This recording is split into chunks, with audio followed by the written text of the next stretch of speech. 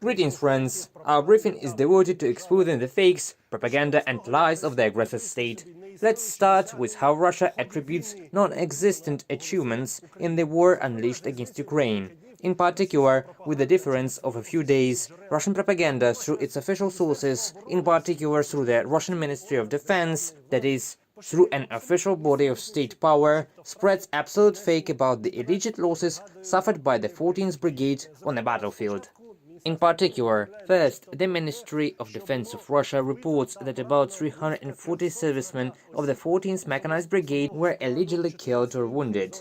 But either the lie was unconvincing or the figure was not enough for them. A few days later, it was the Ministry of Defense that was filling the same reports, but already with almost 10 times as many casualties. I quote the Russian Defense Ministry's report of August the 12th. As a result of the offensive of Allied forces near Soledar, the losses of the 14th Mechanized Brigade of the Armed Forces of Ukraine amounted to more than 2,000 soldiers. That is, first they talk about 340, and then they talk about more than 2,000.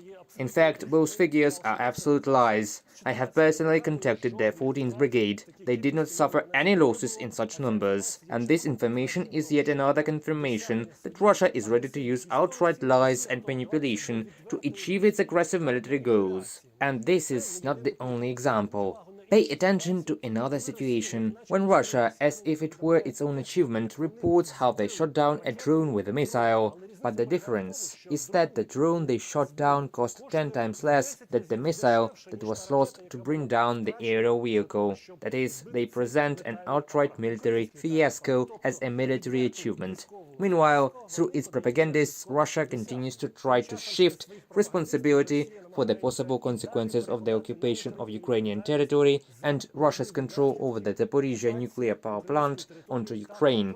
In particular, one of Russia's propagandists stated that Ukraine should be held responsible for the possible consequences of these processes. Terrorism of the armed forces of Ukraine has taken on a new form. They deliberately hit hazardous facilities. They are aiming at the Zaporizhzhia nuclear power plant. They are trying to create a dirty bomb in the territory currently occupied by the Allied forces.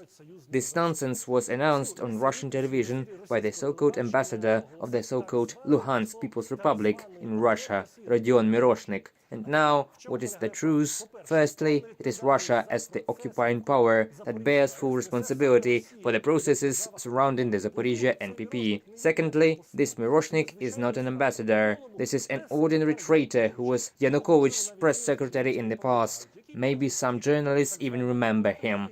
He then fled to the so-called occupied territories and became one of the Gauleiters, and now he received a promotion, the status of a fake ambassador of a fake republic in Russia. That is why there is no trust in the words of liars and propagandists, and the responsibility, I repeat, for the processes surrounding the Zaporizhzhia NPP remain on the side of Russia.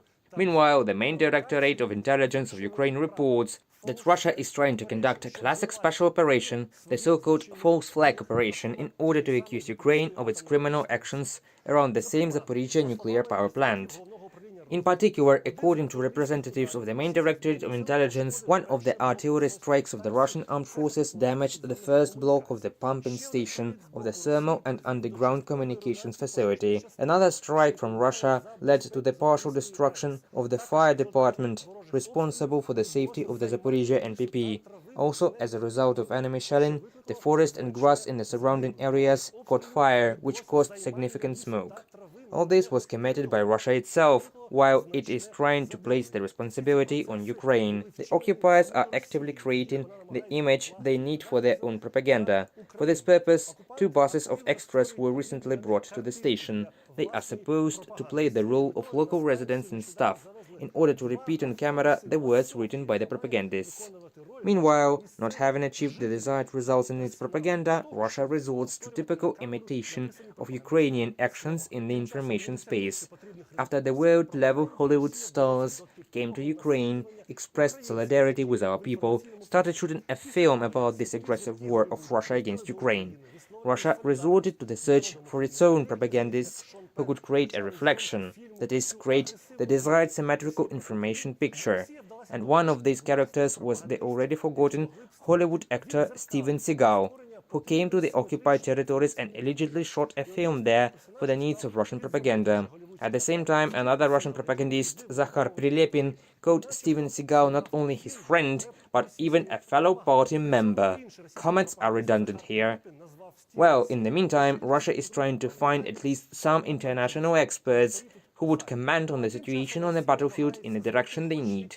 They traditionally called on a man named Scott Ritter to help them, who said the next, allegedly being a former American intelligence officer, that a coup d'etat may happen in Ukraine soon and even the possible death of President Zelensky at the hands of his own citizens. There is no trust in these speakers. I will repeat why.